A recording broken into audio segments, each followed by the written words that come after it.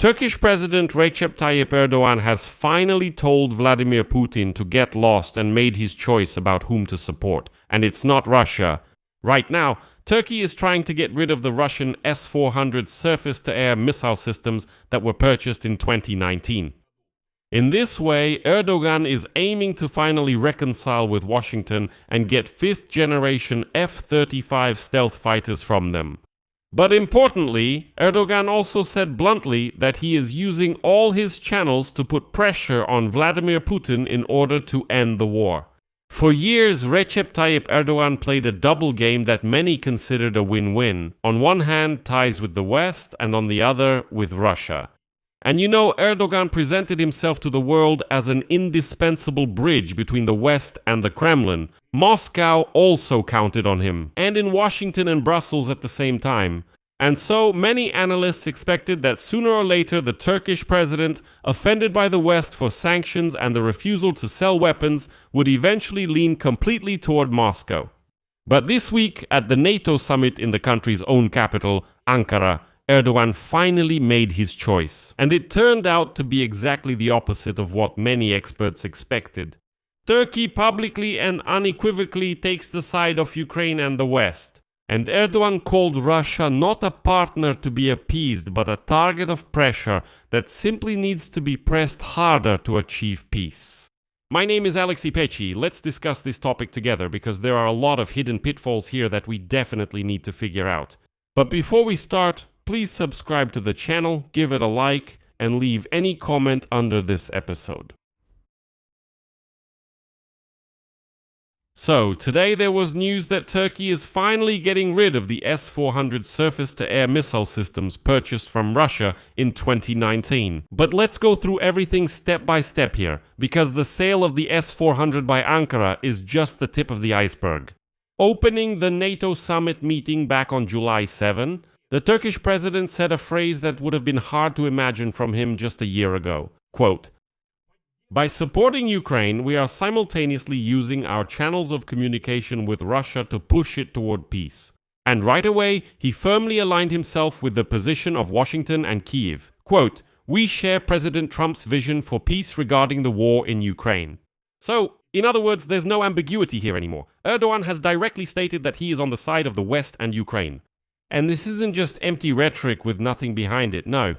Turkey backs up its words with weapons. And this is the second key point of Turkey's sharp turnaround toward the Western Ukraine.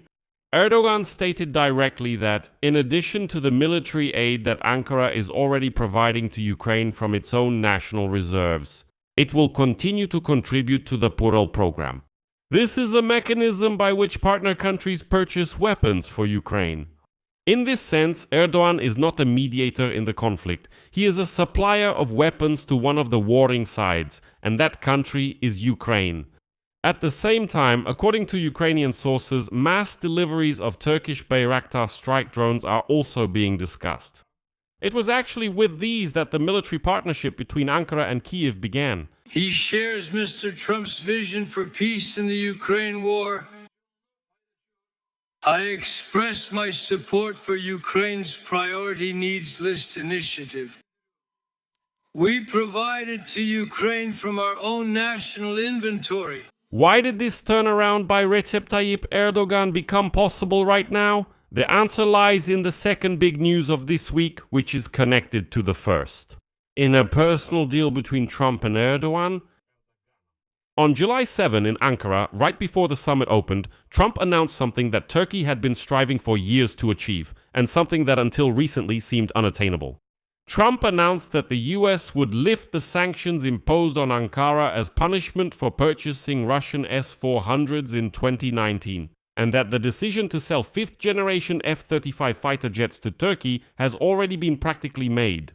Trump's wording was almost ostentatious. According to him, he has no doubts about selling the F-35s to Turkey. Most importantly, he explained why. And this explanation was a direct blow to the image of Erdogan as a pro-Russian leader. Quote, "Turkey is in many ways much more loyal than other countries that we believe should be loyal. Well, obviously this flattered Erdogan's ego, and he is unlikely to risk ruining a deal with Trump for the sake of friendship with Putin. This is where the crux of the trade-off lies, so to speak. Returning to the F-35 program, which is the most advanced Western fighter jet, is essentially incompatible with the rapprochement with Russia for which Turkey once bought the S-400. Because let's be honest, it wasn't about the hardware itself, not about the S-400 missile system itself, no. It was about a political move. Erdogan showed the entire West at that time that if you don't accept Turkey into your family, if you don't sell us F-35s and so on, then Turkey will simply get closer to your opponent, to Russia. And here you go, here's the first step, we're buying S-400s from Russia.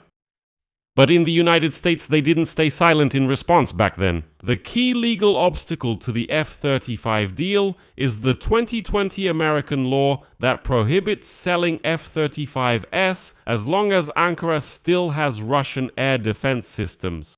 So the price of the F-35 is giving up Russian weapons. There's also another detail that observers are pointing out now. The previous idea to transfer Turkish S-400s to Ukraine did not materialize and is now considered unlikely, since both Trump and Erdogan are most likely to oppose sending the Russian system to Ukraine. But the direction of the negotiations is obvious. Turkey is moving away from Russian defense dependence toward dependence on the United States, and in return, it gets not only the F-35, but also engines for its own Khan fighter jet. As a result, in order to finally reconcile with Washington and get the fifth-generation F-35 stealth fighter from them, Turkey is now trying to get rid of these Russian S-400 surface-to-air missile systems. Ankara has already requested Moscow's consent to resell them to a third country, and according to the Turkish publication Hürriyet, such a country could be the United Arab Emirates or Qatar. Ankara put forward this initiative last week, before the NATO summit that took place this week. Several months ago, President Recep Tayyip Erdogan suggested returning the S-400 systems to Russia, but according to Turkish officials, this idea did not receive support. The Russians themselves did not want to reclaim the S-400 systems. Turkey also offered to let the United States take over oversight of these air defense systems, but to keep the missiles in its possession in case of exceptional circumstances. According to Ankara, this would have helped dispel concerns that the data collected by the S-400s could compromise the stealth features of the F-35. But Washington was not satisfied with this option either. They said no, get rid of them completely, so that there are no Russian hardware left on Turkish territory at all. Meanwhile, a journalist from Hürriyet, Abdul Kadir Selvi, wrote on Friday that, according to the information he gathered, the S-400 systems have already been sold to a third country and the deal will be announced today or tomorrow. The buyer is allegedly one of the Persian Gulf countries. The Kremlin simply stated today that they are in contact with Turkey regarding the S-400. Next, I'll quote the Kremlin spokesman Dmytro Peskov. Here I can say only one thing. This topic falls into the category of highly sensitive matters. We have had contacts with the Turkish side on this issue, and we will continue these contacts. That's all. But who was the most outraged by this rapprochement between Trump and Erdogan? And here comes a telling twist. It turned out that not only the Kremlin was dissatisfied, but also Israel. Netanyahu publicly called on Donald Trump on Fox News not to sell F-35s to Ankara, stating that such weapons should not be given, quote, to a regime infected by the Muslim Brotherhood, and called Erdogan a man who openly calls for the destruction of Israel. Trump rejected this objection from his closest ally, and this is the best proof of how serious Erdogan's choice was. He integrated Turkey into the Western military bloc so tightly that now even the Israeli Prime Minister is raising the alarm over Ankara's growing influence within NATO. Now let's take a look at the context in which Erdogan's words were spoken, because the entire NATO summit turned into a demonstration that the West is leaning toward Ukraine. The main event of the second day was the meeting between Trump and President Zelensky, and as a result, Kiev left with the biggest win. Trump announced that the United States will give Ukraine a license to produce Patriot air defense systems. That very weapon that Zelensky had been seeking for years, and which remains the only means in Ukraine's arsenal capable of shooting down Russian ballistic missiles. And now Donald Trump's statement has spread across all the news feeds when he said, quote, "We will give you the right to make Patriot. We will show you how to do it. So, you won't be able to complain anymore that we're not giving you enough. This is defensive weaponry, which I like more than offensive." And that wasn't the only sign of a turnaround. In the final declaration of the NATO summit in Ankara, the European allies and Canada promised Ukraine at least 70 billion euros in military aid for 2026 and the same amount of aid for 2027. It's symbolic that the amount is stated in euros, not dollars. It's kind of emphasizing that Europe is the one taking on the financial burden.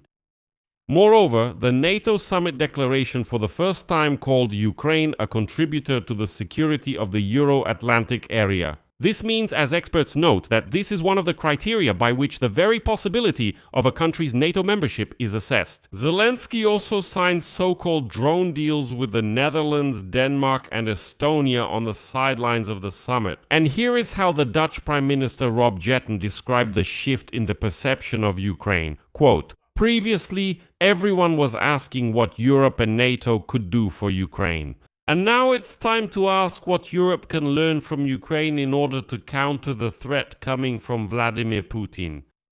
And what about Russia? Russia got from this summit, which took place in Turkey, a country that for decades was considered a semi-friend of the Kremlin, the exact opposite of what it could have hoped for. In the final declaration adopted under the chairmanship of Recep Tayyip Erdogan, NATO leaders stated that Russia poses a long-term threat to the Euro-Atlantic community. And that very Erdogan, who was once considered a friend of Putin, presided over this summit that declared Russia the main threat. Although, let's be honest, if he really wanted to, he could have softened the wording, but apparently he didn't want to. What does all this mean in total? Recep Tayyip Erdogan has made a pragmatic but definite turnaround. He did not become a neutral intermediary, let alone an ally of Moscow. He chose the side that gives him the F-35, the lifting of sanctions on engines for Turkish Khan fighter jets, and the status of a key, indispensable NATO player. Well, in return, he offers Ukraine weapons from his own stockpiles and through the Fuel program, and offers Russia his channels for applying pressure, as he put it. Here again, it's important to be honest and not paint such an exclusively black and white picture. By no means. The Turkish choice, of course, has its own specifics. Erdogan doesn't make this simply difficult. Erdogan deliberately maintains lines of communication with the Kremlin and continues to present himself as a negotiator and mediator. This has long been his way of staying useful to everyone at once and keeping his leverage. He doesn't openly burn bridges with Moscow like, for example, the Baltic countries, Poland and so on do. No. Erdogan hasn't done this for years and has still remained in contact with Moscow, but the direction he is moving in is no longer ambiguous. Because when a leader who has balanced between Moscow and the West for years publicly declares that he is using his special channels to bring specifically Putin to the negotiating table, when he supplies weapons to Kiev and promises to continue and scale it up, when he swaps Russian S-400s for American F-35s, and when he personally presides over a summit declaring Russia a long-term threat, that is in fact a choice already made. And it's kind of cemented. With all the Turkish reservations, with all that lingering double-dealing, but nevertheless the direction is quite clear. Erdogan has chosen a side, and that side is not Russia. I'll leave it at that. Share your opinions and conclusions in the comments below this episode. Subscribe to the channel, hit the bell, and don't forget to like. That's all for now. Take care of yourselves. Goodbye, everyone.